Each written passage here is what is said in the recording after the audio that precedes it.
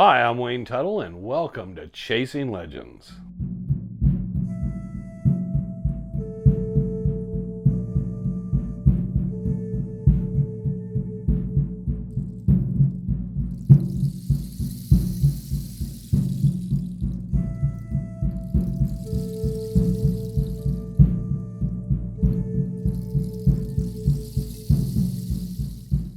Welcome back to Chasing Legends. I'm Wayne Tuttle, your host once again.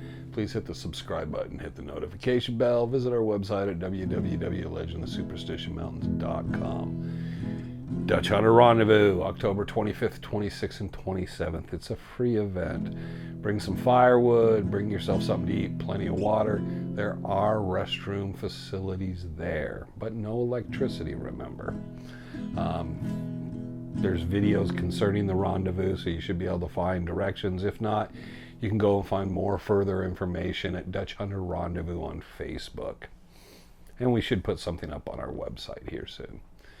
That being said and done, let's get into this week's story. Comes to us from a gentleman named Martin. Martin, I don't think was... There are Dutch hunters that spend a significant amount of time in the mountains. They're not necessarily prospectors. Maybe the Lost Dutchman or some of the stories are kind of a reason just to get in the mountains. They're a bit knowledgeable, but I think they just like spending time in the mountains, which most all of us do. They kind of get that kind of feel of just, I like going out in the mountains. And it's a good reason to, but necessarily, I don't know if they're always looking for the Dutchman, how much research they're putting into that. But Martin goes out, and the area he was in was on the north end of Bluff Springs, which was an area Glenn McGill from the Killer Mountains was in. Richard Peck had camps up in there. A number of people up on the north end of Bluff Springs. He had been going up and down through what some people refer to as Canyon de Fresco, but is actually Bluff Springs Canyon. Al Reeser had a permanent camp in there for quite a while. He had been working up and down through there and exploring. A lot of old claims, a lot of stuff in the area. He said he'd worked his way south and was coming down and coming up out of the canyon, and he found a nice camp spot on the south end. And he'd been looking not for anything specific, but some things in general. Now there was a story of something on that south end a number of us had been interested in. I'll explain later. But at that time, I don't think he had any knowledge of it or anything. He just was exploring the area. It's an area that I've talked about a couple stories that people have had on that eastern side of Bluff Springs Canyon. So he camped up in somewhere in that area, I believe. And while exploring, he came down, and he said about 50, 60 yards from his camp along the ridge, there was some rock outcroppings.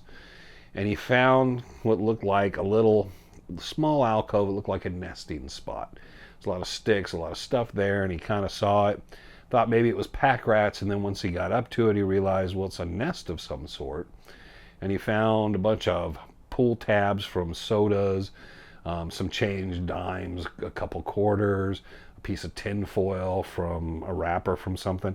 And he realized this could be a crow or a raven, because they're notorious for finding nice shiny things and things they think are valuable and bringing them back to their nest areas and stuff. So it was all laid out, and he kind of thought it was a bit odd because it was all kind of on the rock next to the nest, like where it could look over at its booty.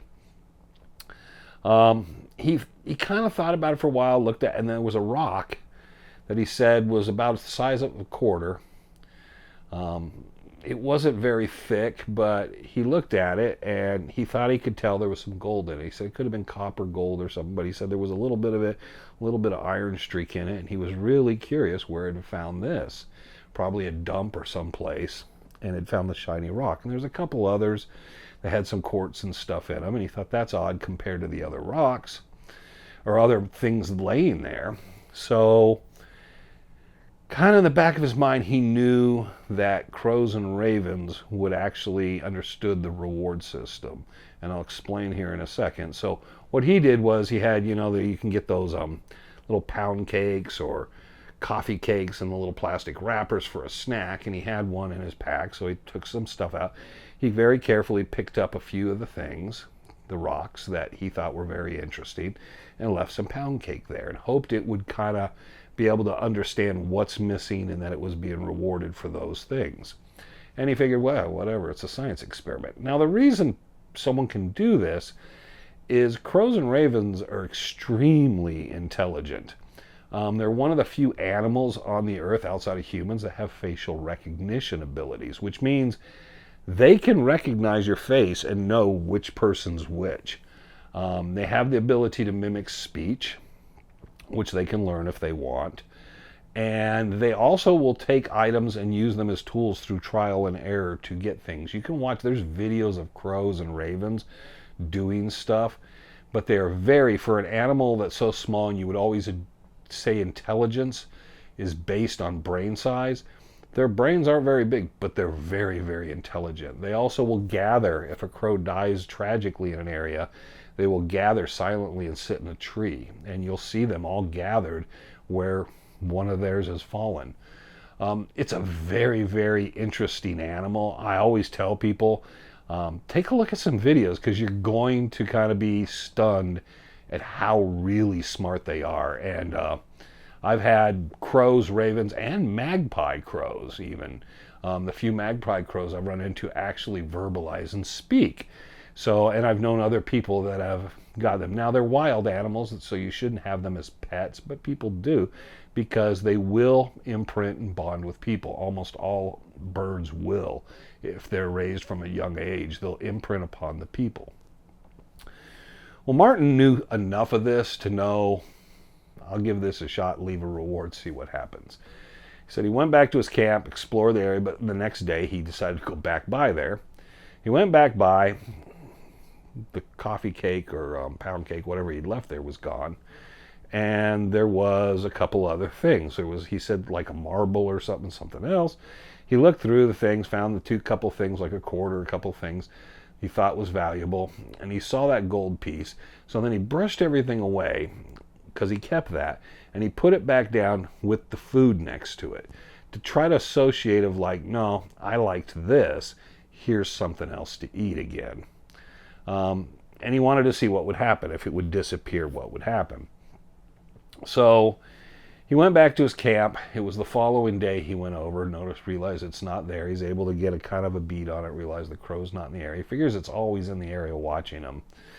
And he goes over very carefully, not to mess with anything else, looks. That piece of gold's there, but there's another piece of rock, a piece of quartz, with some streaks of iron that has a little azurite in it. And he goes, okay, we're on the right step. The food's gone. He breaks out a little more food, puts it there, takes the two rocks, and says, hopefully we'll build a little trust and understanding of the system. He also decides that this is probably January, February. For the next couple of months or so, a few months before the summer, he's going to make repeated trips to this camp to watch and see what happens. And he said it was very interesting. He'd go up, he was looking around the area, and then the crow would show up. It would always leave sometimes rocks, different types of rock, but he said the rocks were similar. They had to be coming around from the same dump. Now, he said the other associated problem is how far is it flying for this, and how will I figure out where it's going? Because if I'm looking to get rich, this is going to take a long time. So he basically left the food there and tried the same thing again. And on this trip, again, some things were brought, and whenever it was something mineral and looked promising, he would take it. It had copper spotting in with it or something. So he's hoping it's coming from the same source. He's trying to figure out how to follow the bird. And so finally what he decides to do is he's close enough by. He kind of lingers in the area, goes back to his camp, and then he sets out, he set a good piece of like coffee cake or something, and he set something out next to it, and that was shiny. And kind of as a reward that you can trust me coming to my camp. He realized then that the crow had been watching him and observing him, because he got up the next morning and the food's gone, the foil's gone, and there was a small rock there. So he thought, okay, it's aware of this, so now I've communicated. I really don't have to go near its nest. Maybe it'll come over here. And he's figuring that rate he can kind of watch the way it flies or leave the reward system and then walk off that direction and kind of see if he can see where it goes. So this is happening over a series of trips, and he's hoping before summer he has some kind of something put in place, but he's also getting worried that summer's coming and he can't spend as much time in the mountains. And how far will this trust go? He knows the birds do mate for life. He knows they're not really migratory necessarily. So he's thinking the birds should hang in the area. But what happens when I'm not around? If the bird's by itself, it looks to mate, it doesn't have a mate, it might just take off. And so he's kind of keeping an eye on things.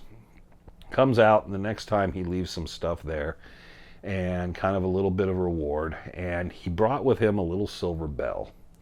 And he said it was like one of these things with Christmas and stuff, but it was very small, but it had a little jingle to it. And he put it with the food, and then he left the area.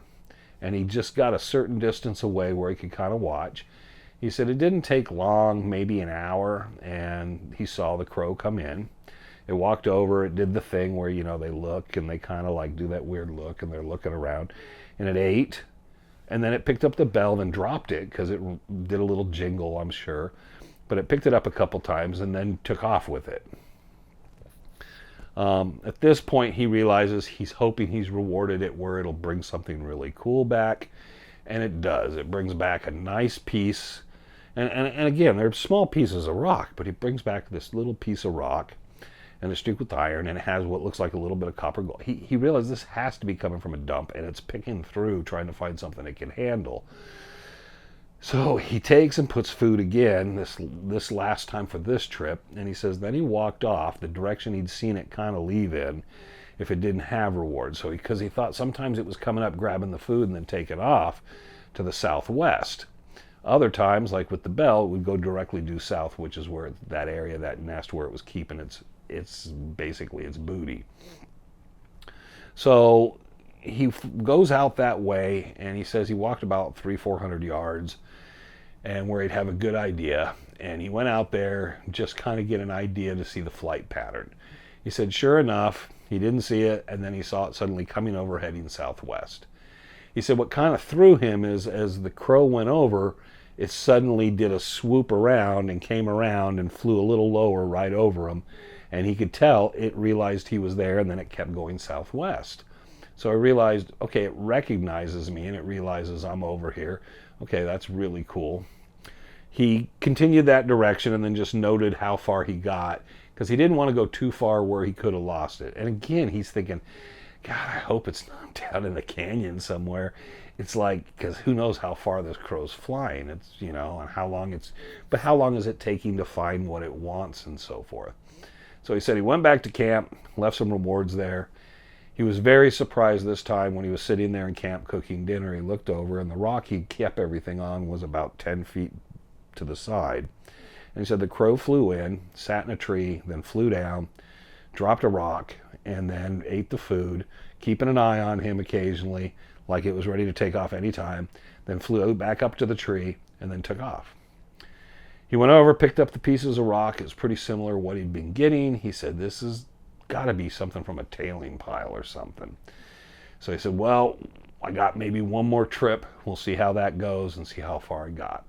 So he continued to make it a certain distance. Well, at this point, he had found out that there was a mine in that area, a supposed mine. It's one a lot of people have looked for, no one's found.